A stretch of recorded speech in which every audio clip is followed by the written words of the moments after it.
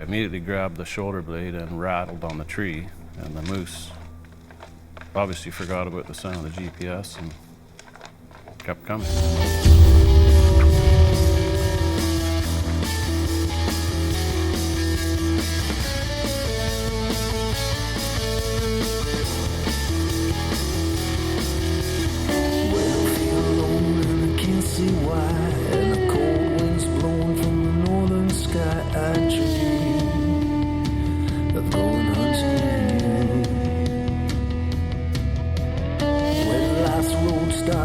Getting rough when I stop believing I'm not tough enough to be free.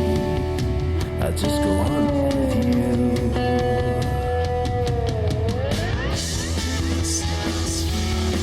That's when we know. That's when we go. When it's just us hunting.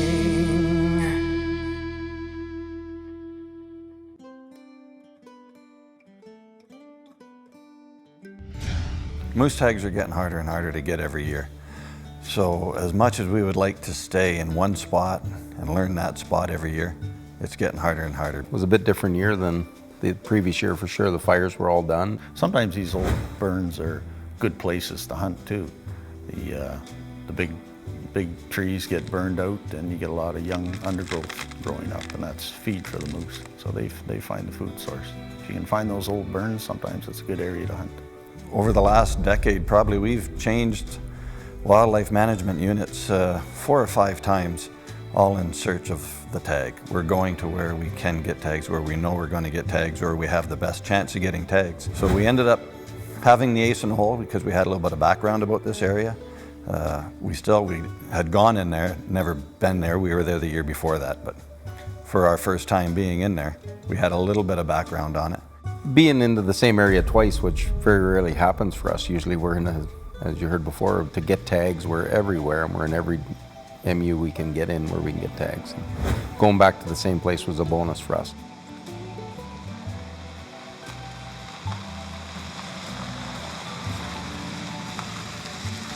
Yeah, just because you're staying in a tent doesn't mean you're going to be sleeping on the ground.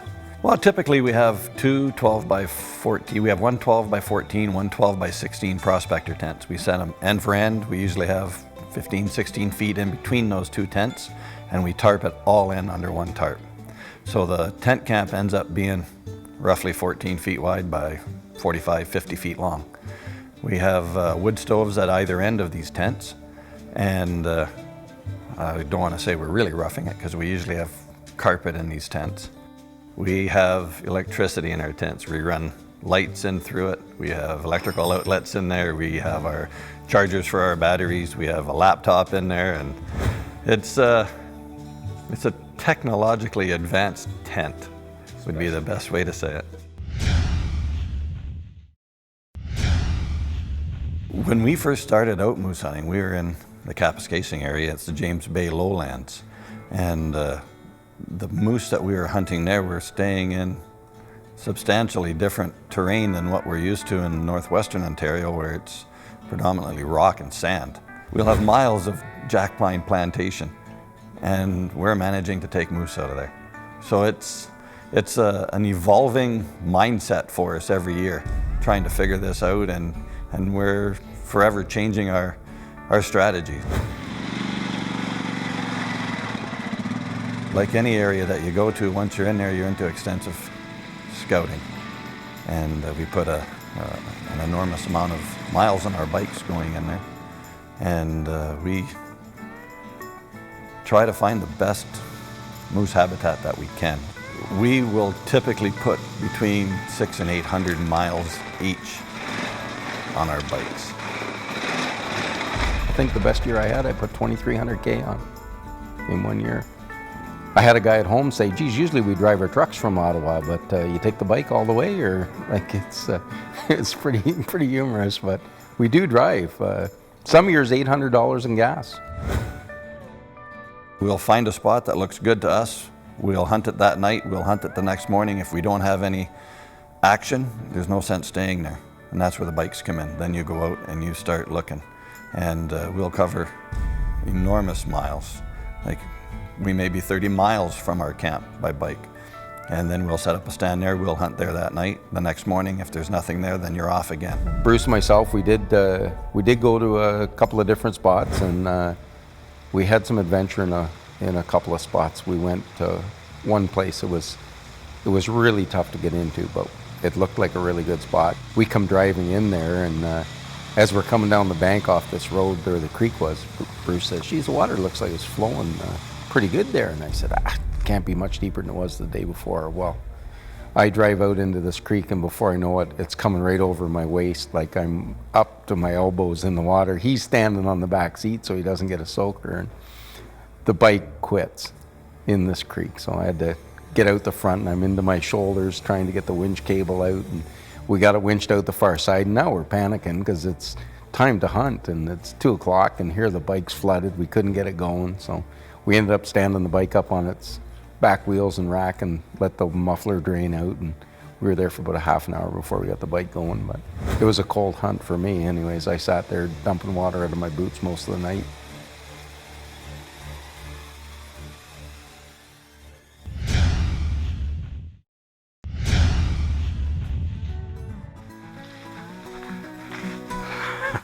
Here's something that can happen to anybody and happens all the time. I stopped the truck on the side of the road, started picking blueberries, just got totally caught up in it, been picking them, eating them, as I've been going for about 2 hours. Stop, I turn around, everything looks the same to me now. I don't have a clue where I am. I could be here for days trying to find my way out. But I do know that the road I was on was north and south, and I came off on the west side. I never had a compass with me, but one quick way to find your way out: grab your watch, preferably an analog watch, but you can do it with a digital. And I'm going to point the hour hand towards the sun. And you're going to go halfway between the hour hand and the 12, and you're going to draw an imaginary line. That's pointing due south. The other way is north. I know east and west. I can now get myself out. I know I've only been in here about 200 yards. And if I walk out due east now, I'm going to come out to that road. And that's your Just Us hunting tip of the week. Well, we're just finishing off the last part of opening day. And, well, we've had our own trials and tribulations, I suppose. A few wet soakers, snuffed the engine out of my bike underwater, got that all straightened up. Put a lot of miles on the bike today, a little bit of walking, not much. It's an early opener this year, and we're aware of that, so as the week goes on, it'll start picking up. But the weather was beautiful this morning. We had ice on our water, and if it stays like that, it won't take long, and the big boys will start moving. So, stick around. Yeah, well, we had a awesome moose hunt this morning. We were a little late getting out of camp. It was windy, and we weren't that excited. We got out there, and we thought, geez, nothing's going to hear us this morning. It was cool to start with. We had some snow, so that always encourages the boys. You get a bit of snow, cold weather, seems to get the bulls going. I recall we had a bull off in the distance, was fired up, and he was coming in. We're all excited, getting ready for this bull. And then he seemed to hang up, and he was taking forever to get there. Bruce went finally and used the shoulder blade on the little birch tree beside us, and right behind us, about within 100 yards, a big bull fired up. And then all of a sudden, right in behind us, there's some crashing and smashing. There was a second bull had come in unannounced right behind us. I think we'd seen him the year before. We had a close encounter with him, but we couldn't get a shot at him. He was in some thick brush. When I saw the rack, he looked familiar. He walked right out in front of us. He came textbook, and I think it was maybe a 20-yard shot.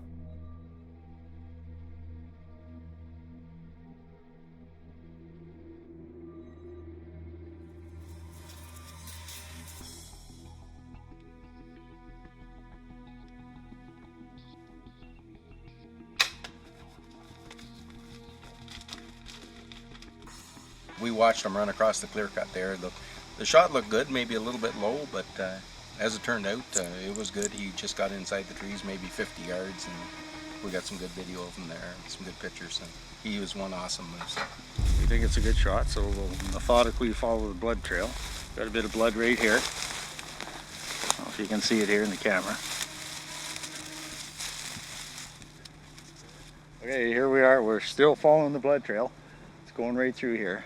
We saw the moose come through here, and now we've backed it up with evidence. We got a good blood trail. So we'll just keep going.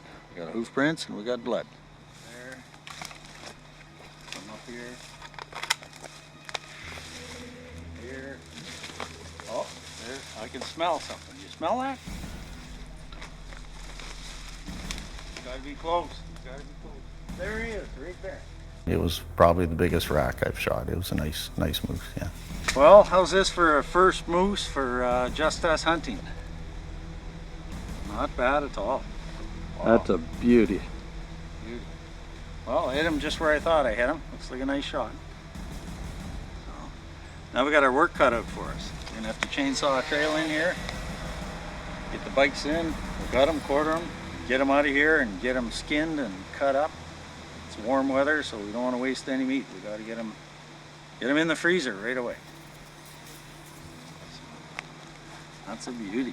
We can party hunt for moose. And in order to party hunt, you have to be within communications, and you have to be fairly close together. You don't have to see the person, but you have to be able to communicate to them. And that's how we do it. With that moose going down yesterday, we rely heavily on radio communications. And we all carry the radios with us right here. And just keeps us legal and keeps us from shooting too many moose. It's imperative that you have that kind of communication, and it's teamwork. Stay tuned with more of Just Us Hunting. You heard the man.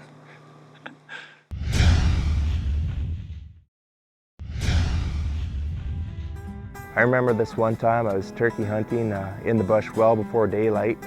All of a sudden I hear this music. Johnny Cash just blasting, it's getting louder and louder, and then over the top of the hill, this Mennonite horse and buggy comes flying over the hill, runs over both my turkey decoys, goes around the first bend and flips over, and stuff everywhere. I ran up to them, head to toe camo, shotgun in hand. They reeked like booze, they could hardly stand up, but I helped them get their buggy back up, and it's a pretty interesting morning, one I'll never forget. This year I do get to hunt. I'm at a bit of a disadvantage because the other guys had obviously scouted the year before, and I kind of had to take what was left over. The first few days I drove a lot of miles, and I'm not finding anything. And I finally found where a moose had been working the brush. Got some fresh rutting sign here with some trees torn over. That's fresh. Leaves haven't started to turn brown yet. That's exactly what you're looking for moose hunting. So I'm going to set up on this guy. Can't see any tracks. The ground is hard here. There's grass. Can't tell the size of the moose by the ripping he's doing, but any bull is good for me. It poured rain for 2 days, high wind, rain. There was no use of going back till the time is right. The morning did come on beautiful. After about 2 hours, I get an answer from a moose, and he's coming hard. And I got a little excited, and I got to get rid of this raincoat because it's noisy. When you draw your bow, the moose might hear it. I forgot I left the GPS in the pocket. When I take it off, the GPS falls on the stand, clang, and then it hits every branch all the way to the ground. I'm thinking, this is over. I immediately grabbed the shoulder blade and rattled on the tree, and the moose obviously forgot about the sound of the GPS and kept coming. Every 100 yards he'd been racking the brush, and that's a sure sign. Like when that's right in his core area. I think he was unfortunate. He didn't have any cows in his area, so he was a willing participant when he heard my calls, because he didn't have anybody else. I get very excited when I hear him coming for sure. But for some reason, this particular moose, I was pretty calm. I guess I've had so many moose come in and then walk away. I eventually convinced myself that it's probably not going to happen, so don't get excited. But this one coming right down the trail, textbook, he's coming hard.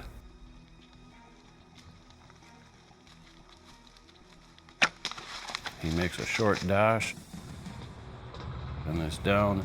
He was limping a little bit coming down the trail. I seen that right off the bat. I knew he'd been fighting, and he had some puncture marks on his neck, but they were pretty much healed up. The fact that he was healed up, the rut had been going on for at least 10 days or more. He come in like gangbusters. I racked the brush with the shoulder blade, come right down the trail the way I'd planned. 10-yard shot broadside with the white recurve, 2-blade broadhead. Ran about 60 yards, looked back, down he went, within sight. So all worked out good. Good day. If you have videos of your hunt and you'd like to see them right here, go to our website, justusHunting.com, and email me directly. Who knows, maybe one day you'll see your hunts right here on Just Us Hunting. I've been hunting for a little over 30 years. My weapon of choice would be bow and arrow and shotgun. I like to hunt moose with bow and arrow, of course, and shotgunning, waterfowling is quite a passion. Successfully taking moose and bear with the bow. As far as shotgunning goes, with successful with the number of geese in the area anymore. The off season, just enjoy walking in the bush, scouting and looking and enjoying the wildlife. My dream hunt, I really don't have a dream hunt. They're all a dream as far as I'm concerned, just being out there with my friends in the mornings and hunting. They're the ones probably that I would say influence me the most, just being out and enjoying the time with them. I'm Rob Vonk, and this is my profile.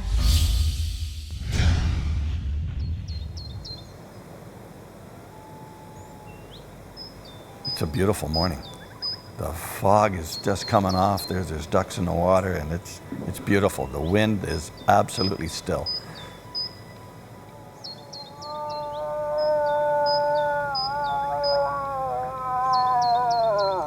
I'm calling, and I'm getting this bull answering me. He's down at the other end of the lake. And just because they're answering doesn't mean your hunt's over. I don't know if you can hear it or not, but I have a bull. He's answering all the time right now. And he's only responding when I'm challenging him or I'm using a bull grunt. I haven't heard him any time when I'm using either of the cow calls. I don't know if he's getting any closer, but he just let a series of about 30 grunts go. I don't know if you could pick it up on this mic. He still seems to be a ways away, but that can change in minutes. Let's see what happens. This is what it's all about. I couldn't entice that bull. I really couldn't. I played with him probably for 2.5 hours, and he wouldn't come in. He would not come in. I think this particular morning, Carl thought he'd lay down for a few minutes, and I was all wound up. I said, I'm going to go for a walk, check out this lake across through the bush. So I disappeared to go do that. I woke up, I was sort of just dozing, and I heard something, and I was talking to Bruce, and there was no answer, and the pots kept clanging, and I just pulled the tent flap back, and there's a bear's leg right there, like 5 feet from me outside the tent at the stove, and he was licking a frying pan. Just as I kind of stepped into the doorway, Carl lets out a dirty old yell, and this bear comes squirting out, rubbing right by me and off into the woods there. So Carl comes jumping out, and he thought I was back doing dishes, but here was this damn bear rummaging around in the kitchen while he's catching a few Z's in the tent there about 10 feet away.